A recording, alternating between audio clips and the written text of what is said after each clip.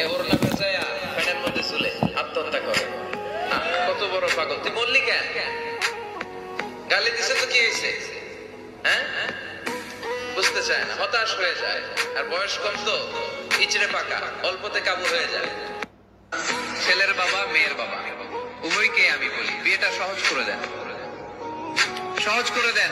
ছেলে পড়াশোনা করুক, সমস্যা নাই, মেয়েও করুক, কিন্তু তারা পবিত্র ভাবে তাদের সম্পর্ককে মেনটেন করুক, ঠিক কিনা? বোরকা পরা একটা মেয়ে যখন রাস্তা দিয়ে হেঁটে যায়, কত ভদ্র লাগে, কত মায়া লাগে, শ্রদ্ধায় আর সম্মানে মাথাটা নিচু হয়ে আসে, ঠিক কিনা? বোরকা পরা মেয়েদেরকে ইফটিজিং করতে দেখছেন?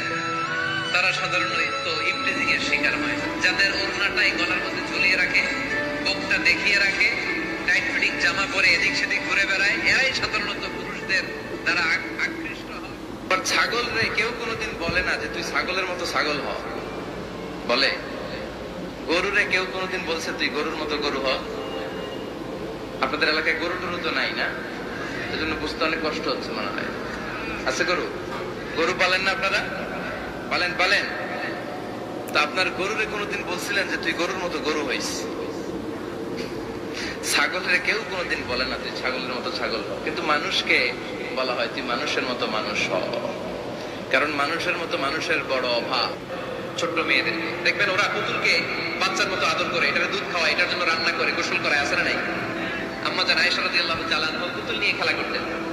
নারীদের, ছোট্ট মেয়েদের জন্য এটা জায়েজ রাখা হয়েছে এই কারণে, কারণ কিছুদিন পরেই তারা মা হতে চলেছে, ঠিক কিনা? কেমন করে বাচ্চা কাচ্চা লালন পালন করবে, কেমন করে আমাদের আগামী প্রজন্মকে তারা গড়ে তুলবে, ওইটার একটা প্রশিক্ষণ খেলার মাধ্যমেই ছোটবেলায় যেন তাদের হয়ে যায়। এজন্য ছোট্ট মেয়ে